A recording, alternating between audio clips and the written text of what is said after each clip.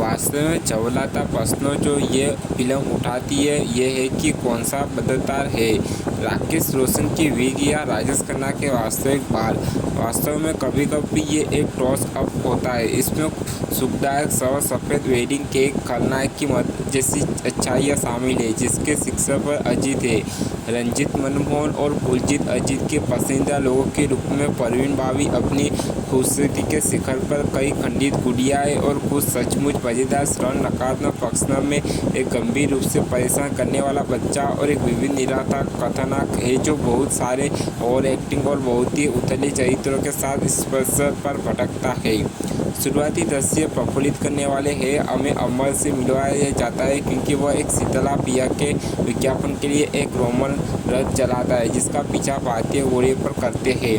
Limca अमर काम ढूंढने के लिए संघर्ष कर रहा है। लिप स्पष्ट नहीं है कि उसके जैसा असफल व्यक्ति विज्ञापन जिस निराशाजनक झोपड़ी में वह अपनी मां के साथ रहता है वह बिजली काट दी गई है और मकान मालिक उन्हें किराए के लिए परेशान कर रहा है। पृष्ठभूमि में वादी वाइलाइन के साथ लंबे समय तक माँ बेटा इंटरचेंज होते हैं। भगवान का आह्वान किया जाता है और मंजर चबाया जाता है।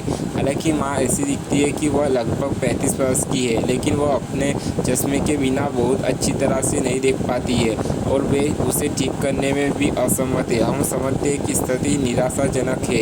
अमर का अच्छा दोस्त शंकर अमर को नैतिक रूप से ईमानदार मूल्यों को बावजूद कुछ पैसे कमाने के साधन के रूप में जुआ खेलने के लिए मनाता है। मुझे उसकी टी शर्ट और लाउड टाइप कॉम्बो कितना पसंद है। जुआ का अड्डा बहुत मज़ेदार है जिसमें एक उचित रूप से सजी हुई नर्तिका और चिल्लाते हुए बड़े आदमी है। साथ ही इसके साथ प्रबंधन रंजीत द्वारा किया जाता है। रंजीत का भाई कैप्टन जुआ क्लब का मालिक है और वह मजबूत होकर देखता है जब अमर बहुत सारे पैसे जीतने के बाद बुरे लोगों का एक समूह से लड़ता है।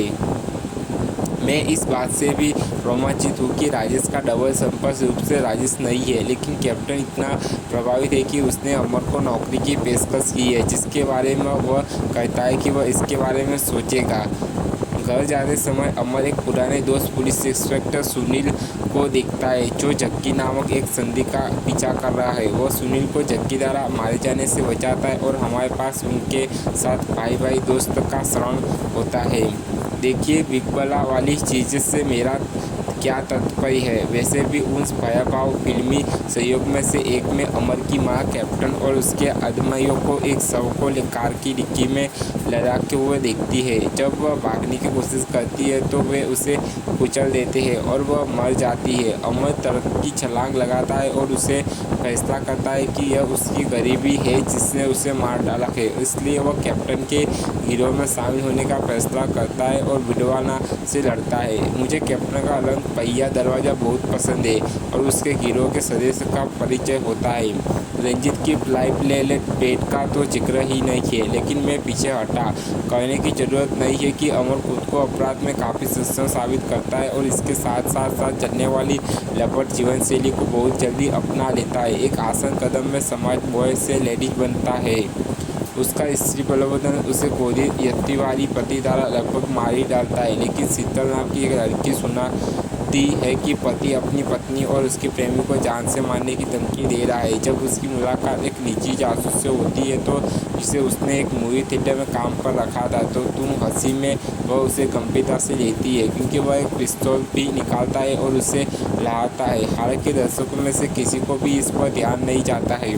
जासूस उसे पता बताता है, लेकिन शीतल पहले वहां पहुंचती है और अमर के बिस्तर में पत्नी की जगह लेकर उन्हें बचा लेती है, जबकि पत्नी बाथरूम में छिप जाती है। जब क्रोधित पति उन पर हमला करता है तो वह भयभीत हो जाती है और उसे खेद होता है। कैप्टन अमर को एक बुजुर्ग महाराजा से 80 लाख के हीरे चुराने का काम सौंपता है और उससे प्राप्त रकम को उसके साथ बांटने का वादा करता है, लेकिन बाद में वह अमर को धोखा देता है और दिखावा करता है कि हीरे उससे चुरा लिया गया है।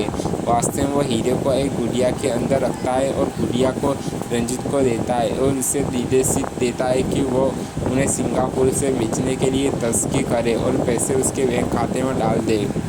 मेरी राय में यह रंजीत की हॉटनेस के लिए मेरे पहले से ही मजबूत दावे को पुख्तिया करता है। देखो वह उस गुड़िया को कितना प्यार पकड़ा रहा है।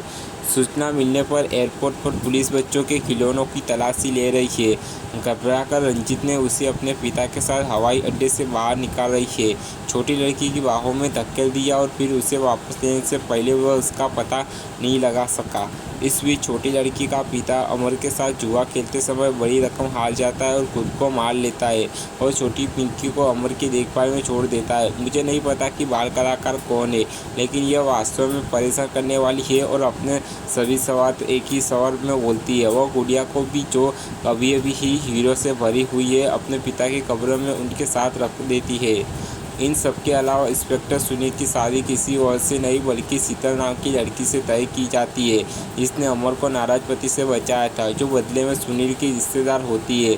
उसे शीतल की याद आती है और वह शादी रोक देता है। बिंदु के साथ एक जीवंत गाना गाने के बाद अमर चला गया था।